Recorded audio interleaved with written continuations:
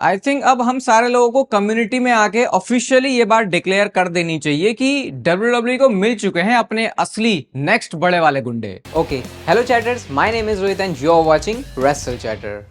तो इस वीडियो में आज रिव्यू करने वाले हैं मंडे नाइट रॉ को। एक्साइटमेंट इस बात की बहुत ज्यादा थी कि लास्ट वीक जिस तरीके से नई फैक्शन आई है, आज ही मंडे नाइट रॉ में क्या तहलका मचाने वाले हैं। तो सारे तहलके के बारे में चीजें आपको पता चल जाएंगी इस वीडियो से। बस इस वीडियो को आप लोग लाइक कर देना। सबसे पहले ही जो शो की स्टार्टिंग है वो सेथ रॉलिंस की इस फैक्शन के साथ होती है। अभी मैं थोड़ा कंफ्यूज हो रहा हूं कि मुझे इसको सेथ रॉलिंस की फैक्शन बोलना चाहिए, पॉल हेमन की फैक्शन बोलना चाहिए, या फिर सेथ रॉलिंस के हिसाब से फ्यूचर बनाने वाली फैक्शन बोलना चाहिए। सेथ रॉलिंस की एंट्री होती है, अगेन स्टाइल में कोई चेंज है नहीं। आज मैंने नोटिस किया कि पॉल हेमन ने ब्लैक सूट पहना था, और शायद इतना ज्यादा हम पॉल हेमन को ब्लैक सूट में देखते नहीं, क्योंकि मेरी आंखों को पॉल हेमन को देख के कुछ तो अलग लगा, तो कुछ डिफरेंट तो आज देखो पॉल हेमन लग रहे थे। ब्रॉन ब्रेकर मुझे लगा नहीं था कि इससे ज्यादा और अग्रेसिव हो सकता है, लेकिन जब से अब ये सेथ रॉलिंस और पॉल हेमन की टीम में भाई, इस बंदे के हाव भाव और ज्यादा खतरनाक हो रहे हैं। बाकी सेथ रॉलिंस तो आज आप कह सकते हो जैसे हमारी इंडियन वेडिंग के अंदर हम यूजुअली वो इंडो वेस्टर्न टाइप का कुछ पहन के जाते हैं ना, वैसा कुछ आज मुझे सेथ रॉलिंस लग रहे थे। चश्मे में भी उन्होंने क्या वो आंख सी बनाई हुई थी, तो उनकी जो एंट्री है वो नाचते गाते हुए वैसी ही हो रही है। और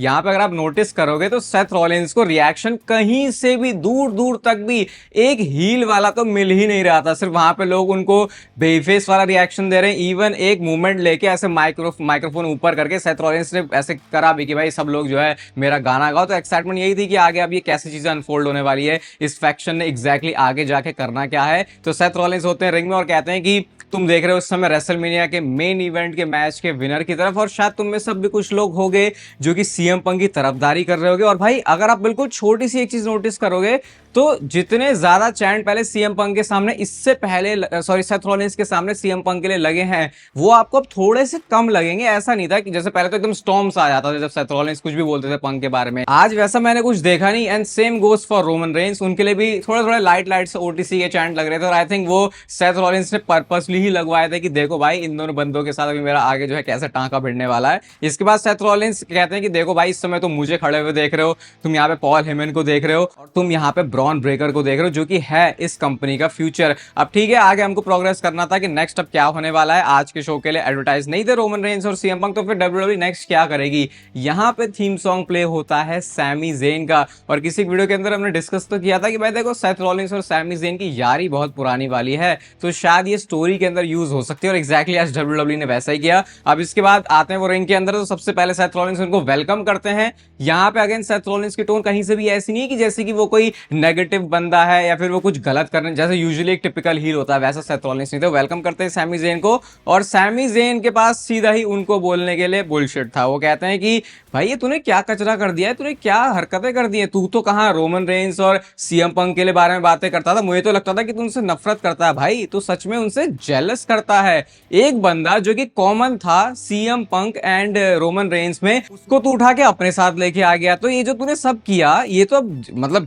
जैसी मेरी नजरें देख रही है तो ऐसा ही लग रहा है कि क्योंकि तू उस वाले स्पॉट पर होना चाहता था Roman Reigns and CM Punk वाले, सिर्फ इस वजह से तूने ऐसा किया। तो कुल मिला के यहाँ पे आके जो सैमी ज़ेन है वो उनको एक्सपोज करने की ही कोशिश करते सीधा सीधा कि भाई तू जो बातें बोला था तब फिर उसका कोई सेंस नहीं बनता अगर तू ऐसा ही है। कहते हैं तूने ब्लड लाइन के बारे में इतनी बकवास की, सेथ रॉलिंस वहीं पे उनको रोक के बोलते हैं ब्लड लाइन, यार इसको ब्लड लाइन से कंपेयर करना तो बंद कर दे। सैमी ज़ेन कहते हैं क्यों ना करूं भाई, तेरे पास वाइज मैन है, तेरे पास एक डॉग है, तो वो थोड़े कंपैरिजन भी गिना देते हैं। इसके बाद सेथ रॉलिंस कहते हैं कि यार देख सिंपल सी बात है, मेरा दिमाग हो रहा है खराब, या तो तू हमारे साथ आ जा या फिर तू हमारा एक टारगेट बन जाएगा। सिंपल इस तरीके से वो रखता है कि यार ये डील होने वाली है। और जितनी बार भी मैं सेथ रॉलिंस की ऐसी बातें सुन रहा हूं ना, वो पुराने वाले जो सेथ रॉलिंस हैं जो कि आर्किटेक्ट हुआ करते थे शील्ड के टाइम के बाद, उसकी याद आ जाती है। और इवन सेथ रॉलिंस की अगर मैं फिर से बोल रहा हूं, टोन यहाँ पे कहीं से भी ऐसी नहीं कि जैसे कि वो कोई नेगेटिव बंदा है, वो अच्छे तरीके से ही समझाने की कोशिश कर रहा है सैमी ज़ेन को। लेकिन सैमी ज़ेन को देख के लग नहीं रहा कि जैसे कि वो मानने वाले हैं। वो यहाँ पे कहते हैं कि चल ठीक है एक सेटिंग कर लेते हैं, तुझे हमारे साथ अगर नहीं आना ना सैमी ज़ेन, तो हम तेरे को दूसरे ब्रांड के ऊपर भेज देते हैं। तो भाई फिर तो ठीक है ना, तुझे कोई प्रॉब्लम होगी ना मुझे इससे कोई प्रॉब्लम होगी। लेकिन एक बात है कि ये सारी बातें सैमी ज़ेन आपको हमको आज मंडे नाइट रॉ खत्म होने से पहले बतानी पड़ेंगी। तो डब्ल्यूडब्ल्यूई ने इसको इस तरीके से सेट किया था। और मे भी हो सकता है बहुत सारे लोगों को ऐसा लगे यार अब ये स्टोरी के अंदर सैमी ज़ेन अचानक से कहां से आ गए। एंड शायद सही भी है कि यार अब स्टोरी तो किसी और डायरेक्शन में जानी चाहिए थी, लेकिन भाई मैंने तो देखो इस पूरे सेगमेंट को, जो भी हमको पता चल रहा है इस फैक्शन के बारे में, इसका विजन एग्जैक्टली आगे क्या है, ये किस तरीके से वर्क करने वाली है, उसमें आई थिंक एक बहुत ही इंपॉर्टेंट पहली वाली ये लेयर है जो कि हमको बता देगी कि ये फैक्शन को एग्जैक्टली आने वाले टाइम में करना क्या है। और अभी तो और भी बहुत सारी चीजें हुई, उसके बारे में धीरे धीरे करके शो को प्रोग्रेस करते हुए बात करेंगे। बट नेक्स्ट एक मैच आता शो पर जो कि रिया रिप्ली वर्सेस रॉक्सैन का था, और अब आई थिंक जो मेन रोस्टर का मूव है रॉक्सैन का वो हो ही चुका है। पूरी भसड़बाजी वाला मैच था, जूलिया आ जाती है, उसके बाद ईओ स्काई आ जाती है, एंड देन पहले तो बेफेस वाली टीम पिट रही थी और उसके बाद जो है यही मार मूर के भगा देते हैं। तो अब थोड़ा सा रेसलमेनिया खत्म हुई है तो काफी नई नई डिफरेंट चीजें होंगी विमेंस डिवीजन के अंदर भी, आई थिंक उसमें से ये एक चीज है। इसके बाद शो पर हमको रिंग के बीचों बीच में लोगन पॉल दिखते हैं जो कि पहले से एडवर्टाइज थे और उनको कुछ ना कुछ तो बोलना था। रिंग में आके सबसे पहले वो बोलते हैं कि देखो मैंने एजे स्टाइल्स को रेसलमेनिया में हरा दिया, तुम लोग कितने ज्यादा स्टूपिड हो, तुमको पता ही नहीं है कि एक लेजेंड जो है वो कैसा दिखता है। कहते हैं सर्टेनली उस जे उसो उस वर्ल्ड हेवीवेट चैंपियन की तरह तो बिल्कुल भी नहीं दिखता। तो क्लियर यहां से समझ में आ गया था कि डब्ल्यूडब्ल्यू की डायरेक्शन क्या है। और एक चीज के लिए भाई डब्ल्यूडब्ल्यू को सैल्यूट सा मानना पड़ेगा कि उन्होंने कितने ज्यादा स्मार्ट तरीके से ये जो फ्यूड ये बिल्ड कर रहे हैं उस डायरेक्शन में आगे चलते हैं। इसके बाद बकवास चली रही थी लोगन पॉल की, जे उसो की एंट्री हो जाती है। इस बार पूरा ऐसे क्राउड से उन्होंने एंट्री नहीं की, मतलब एंट्री तो अगेन एक कॉन्सर्ट वाली फीलिंग हमेशा ही देगी जे उसो की, लेकिन आज वो बिल्कुल जैसे होता है जे उसो का बिल्कुल उस वाले स्टाइल में नहीं था। जे उसो इसके बाद रिंग में आके लोगन पॉल को ऐसे वो बोलना शुरू करता है, तू क्या है, तू यूट्यूबर है, तू मेरा टाइटल लेगा, है तेरे बस की, ये टाइटल जो है मुझे मिला नहीं है, इसको मैंने अर्न किया है। फिर भी बकवास से जो है लोगन पॉल की वो चली रही थी, लेकिन वहां पे जे उसो ने उनको सुपर किक मार दिया। अब सोचो, क्योंकि जे उसो के लिए थोड़ा बहुत तो मामला है देखो इंटरनेट पे ऐसा कि जैसे लोग उनको नफरत कर रहे हैं उनके चैंपियनशिप जीतने के बाद, लेकिन सबसे ज्यादा हिट किस बंदे को मिलती है ऑनलाइन सोशल मीडिया पे, वो बंदा लोगन पॉल है। तो अब इन्होंने क्या किया, लोगन पॉल और जे उसो को ही साथ में लड़ा दिया। ये मुझे काफी सिमिलर वाइब देता है जैसे रोमन रेंस और जिंदर का 2018-19 के टाइम पे वो जो एक प्रोग्राम चल रहा था, वो इसी वजह से किया गया था कि जिंदर को सबसे ज्यादा उस समय नेगेटिविटी थी, तो फिर रोमन रेंस के साथ लगा के ऐसा कर दो कि रोमन रेंस को क्या पता इससे वहां के क्राउड की तरफ से ही अच्छा रिएक्शन मिल जाए। तो बहुत बढ़िया तरीके से उसको सेटअप किया और अब मे बी हम बैकलैश की तरफ या फिर आई थिंक कहीं तो एक मैच की तरफ बढ़ रहे हैं। एक वो लाइन लेकिन मस्त बोली थी लोगन पॉल ने कि जैसा इंटरकॉन्टिनेंटल चैंपियनशिप का तेरा रेन रहा है ना, उससे भी छोटा रेन मैं तेरा करने वाला हूं। तो कॉन्फिडेंस हो तो ऐसा। वैसे भी अभी लोगन पॉल के पास मतलब इतना टाइम उनको डब्ल्यूडब्ल्यू में हो चुका है, काफी बड़ी चीजों के अंदर वो इन्वॉल्व हुए हैं, अब तक वर्ल्ड चैंपियन नहीं बने हैं, तो क्या पता डब्ल्यूडब्ल्यू इसको कहां लेके जा सकती है। सोचो एक social media mega star YouTuber वो अब डब्ल्यूडब्ल्यू में वर्ल्ड चैंपियन है। शो पर एक भारी भरकम मैच भी आता है, war readers versus JD McDonagh, जो कि वापस आ चुके हैं। फिन बैलर के साथ उनका मैच था। एक रिंग साइड पे वाला स्पॉट काफी सही लगा जब दोनों भारी भरकम आदमियों ने इन दोनों हल्कों को ऐसे टकरा दिया आपस में। तो ये मैच आई थिंक बस इसीलिए कर रहे थे क्योंकि थोड़ा अभी इनको ये जो टैग टीम डिवीजन है इसकी तरफ भी थोड़ा फोकस ला रहे हैं। न्यू डे ही रिंग साइड पर बैठी हुई होती है, इनमें सब जाके उन्होंने सब ऐसे वैसे कुचल दिया बिल्कुल। बाकी कार्लिटो की चुल को इक्वलाइज करने के लिए पेंटा भी आते हैं और इस तरीके से जो वॉर मशीन अपना फिनिशर है वो स्प्रिंग बोर्ड के साथ जो क्लोज लाइन मारते हैं उसके साथ ये वाला जो मैच है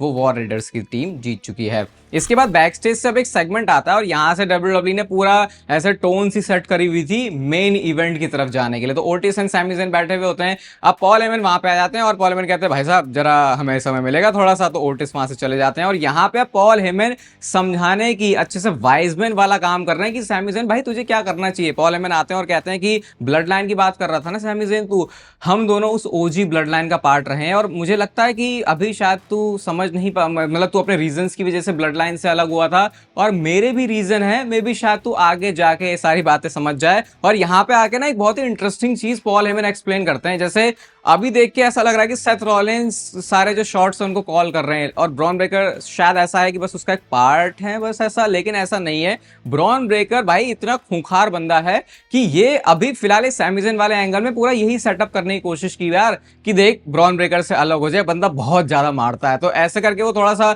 सैमी ज़ेन को डराने की कोशिश भी कर रहे हैं और इससे पता चलता है कि इस वाली फैक्शन में कितनी ज्यादा डेप्थ है कि हर एक बंदे का अपना एक डिफरेंट रोल है। और यही होता है कि जब किसी स्टोरी के अंदर लेयर्स बहुत सारी होती है तो उसको देखने में बहुत ज्यादा मजा आता है। तो यहाँ पे बस वो यही एक्सप्लेन कर रहे होते हैं, कहते हैं यार देख स्मैकडाउन में तू चले जा और भाई एक क्या फेवर भी वो तगड़ा वाला लेके आते हैं सैमी ज़ेन के लिए। मतलब ऐसा मौका अगर मिले तो शायद सैमी ज़ेन ही एक अकेला ऐसा बंदा जिसको लेके हम डाउट करें कि ये लेगा या फिर नहीं लेगा, क्योंकि ये तो बहुत भला आदमी है। वही कहते हैं कि अगर तू स्मैकडाउन में गया ना तो सीधा जॉन सीना और रैंडी ओर्टन का जो भी मैच का विनर होगा बैकलैश के बाद हम तेरे को अनडिस्प्यूटेड चैंपियनशिप के लिए मैच दिलवा देंगे, सेटिंग वेटिंग हमने सारी कर ली है। तो अब इतना बड़ा ऑफर सैमी ज़ेन के सामने उन्होंने डाल दिया था कि मतलब अब तो लगेगा यार ऐसा ऑफर अगर मिल जाए तो फिर बंदा उसको कैसे ही इग्नोर करे। बट वही है, सैमी ज़ेन के साथ हिसाब किताब की है, क्योंकि भला आदमी है तो फिर कोई भी डिसीजन ले सकता है। तो अभी उसके ऊपर ही WWE ने पूरे शो पर जो है वो सस्पेंस बना के रखा हुआ था। नेक्स्ट होता है शो पर एक सेगमेंट जहां पे बेकी लिंच होती है रिंग में और वो यहाँ पे एक्सप्लेन कर रही होती है अपने एक्शंस को। कहती है लायरा वाल्किरिया क्या अपने आप को बड़ा सुपरस्टार समझती है, बड़ी सुपरस्टार तो मैं हूं।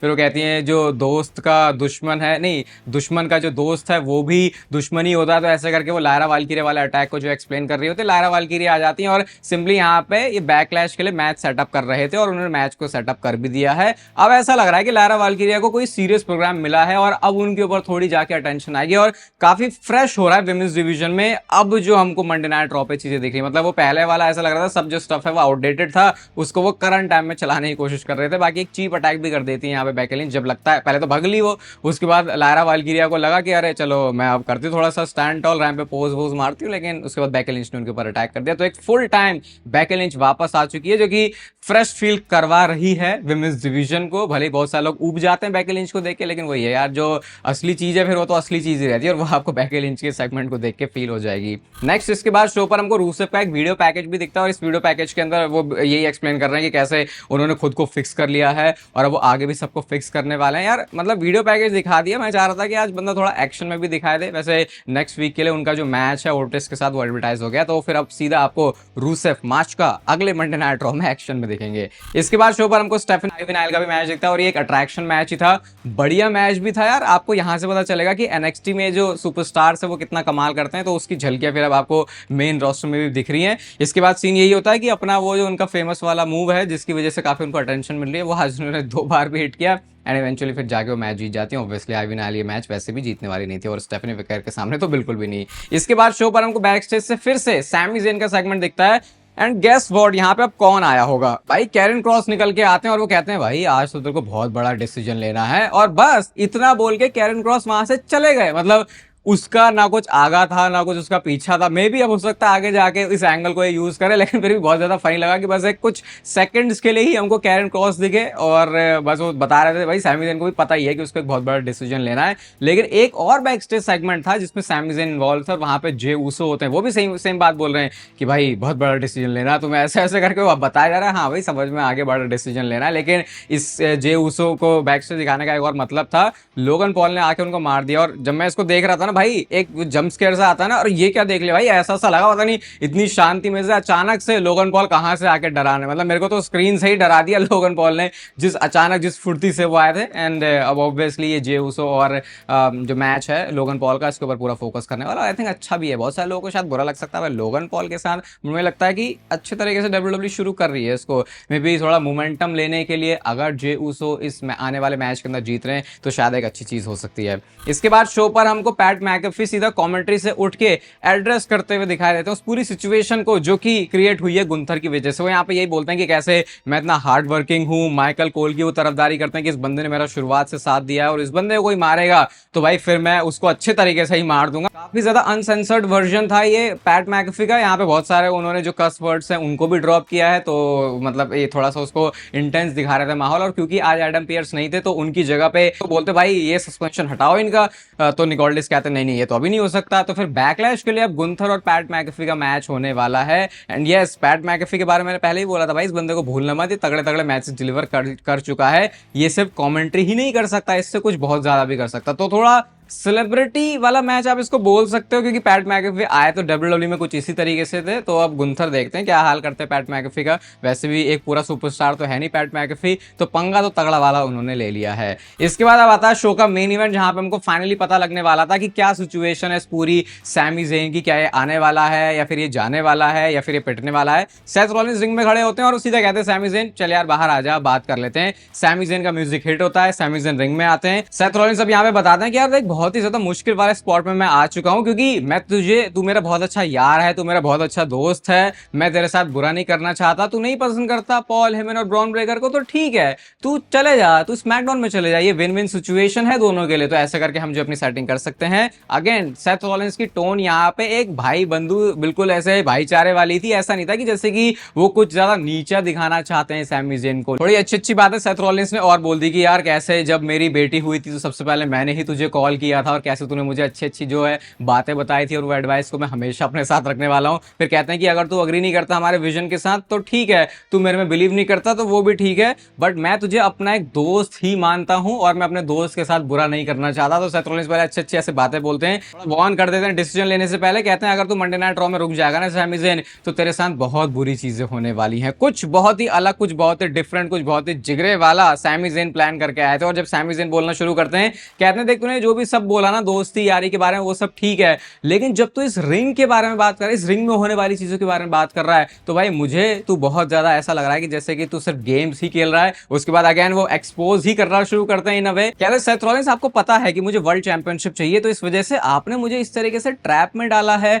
कि मुझे एक फेवर दो। और उसके बाद वो एनर्जेटिक पैशनेट एकदम है ना मोटिवेशनल स्पीकर वाला सैमी ज़ेन का मोड एक्टिवेट होता है। वो कहते हैं कि मैं वर्ल्ड टाइटल जीतूंगा, और जब जीतूंगा भी ना तो ये फेवर वेवर लेके नहीं, अपने पूरे दम पे जीतने वाला हूं, मुझे कोई नहीं रोकेगा। एंड देन ये सब सुनते ही जो सेथ रॉलिंस है उनको समझ में आ गया था कि भाई ये बंदा तो मेरी किसी भी तरीके से नहीं सुनने वाला। कहते हैं एज अ फ्रेंड मैं तुझे रिस्पेक्ट करता हूं, मैं तुझे रिस्पेक्ट करता हूं, बट अभी मैं तुझे कहना चाहूंगा गो टू हेल। तो वो एक क्लियर स्टेटमेंट था भाई कि जो सैमी ज़ेन है वो सेथ रॉलिंस की बातें नहीं मानने वाले। और जैसे उन्होंने बोला ना भाई, उसी टाइम पे देखना कैसे वो ब्रॉन ब्रेकर का एंट्रेंस म्यूजिक हिट हुआ, इतना ज्यादा वो कूल लग रहा था कि जैसे कि आ गई है भैया सैमी ज़ेन के लिए इमरजेंसी वाली सिचुएशन। और जब ब्रॉन ब्रेकर की एंट्री भी होती है भाई, पॉल हेमन को वहां पे खड़े हुए देखना, ये लेजिट आपको बता देगा कि ये दोनों बंदे मिलके आगे कैसे कुछ ऐसा बनाने वाले हैं। जैसे हम रोमन रेंज और पॉल हेमन की सेटिंग को याद रखते हैं, पॉल हेमन और ब्रॉक लेसनर की, पॉल हेमन और सीएम पंक की, वैसा कुछ सिमिलर आपको दिख जाएगा। अभी मैच स्टार्ट होता है, लेकिन मेन कहानी तो हमारी यहाँ पर यही थी कि क्या होने वाला है इस मैच का रिजल्ट, और कितने बुरी तरीके से ब्रॉन ब्रेकर यहाँ पे सैमी ज़ेन को डिस्ट्रॉय करने वाले हैं। भाई अच्छा मैच भी है, फ्रैंकेनस्टाइनर और अपना वो जो एप्रन के ऊपर जंप करते वो हमेशा ही कूल लगता है। अब सैमी ज़ेन जाते हैं हेलुआ के लिए, लेकिन उन्होंने बजा दिया स्पीयर, और उसके बाद फिर वो दूसरा स्पीयर भी बजाते हैं। तो ना अब इसके बाद, क्योंकि इस मैच का पर्पस तो है ही नहीं कि जीतेगा कौन हारेगा कौन, अब इसके बाद जाते हैं सैमी ज़ेन के पास। सेथ रॉलिंस से कहते हैं भाई अभी भी मौका है, मान ले, बट अगेन जो सैमी ज़ेन है उन्होंने गो टू हेल ही बोला।